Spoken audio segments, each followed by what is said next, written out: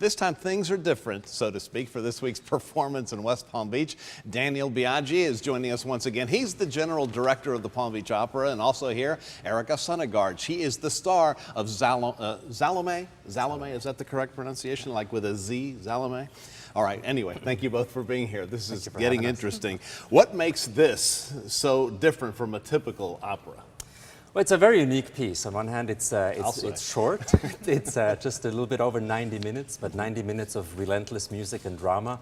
It's a story that contains sort of a sexual blackmail done by Salome, a beheading, the scene of making out with the severed bloody head afterwards. And so really in terms of scope and length, more an episode of Games of Thrones than a sappy love story that you maybe think of in opera. Pretty deep and heavy, and it's got biblical implications. Exactly. It's based on a biblical story. Obviously went through lots of transformations, in the end based on Oscar Wilde, and is put together with one of the most incredible musical scores, really more of a film score rather than what people associate with opera. A huge live orchestra, 75 people in the pit, and just lots of brass, percussion, almost like Star Wars and Lord of the Rings rather than Sounds intriguing. That's great.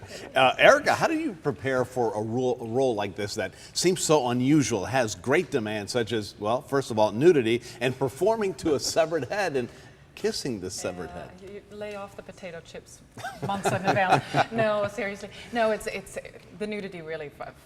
It's far more confronting getting into a bikini on the beach under sunlight, but it is this. It's very artistically done. It's very much for the purpose of the story, and it's not about flashing the audience at all. Right, okay. So I need to make that point. But while we're on that subject, when we say nudity, what are we talking about? We're talking about backlit silhouette, realizing that the nudity is implied for the characters on the stage so that Salome can get what she wants. She pushes the envelope just far enough so that she can get what she wants in the end. All right, so aside from laying off the potato chips, how do you prepare? Well, the role is about a lot more than that. It's probably one of the most demanding vocal scorings in operatic literature, and so it's and physically and emotionally, it's a really profoundly disturbing story. So you have to sort of be up for being seen. You know, you have to be pretty emotionally bare. And it sounds heavy duty, and it sounds like but it's a lot of fun and exciting. Super exciting. I don't know if fun is the exact. No, but it exciting. Is. No, but is it is. Okay, good. No, but it is incredibly. How do you think fun. it'll be received quickly? Because we're almost out of time. I think very well. It's one of these pieces that from the moment you sit down, it doesn't let you go until 90 minutes later it just explodes. You can't really defend yourself against I'm sold. All right. Good luck. All right. Sounds like a great performance.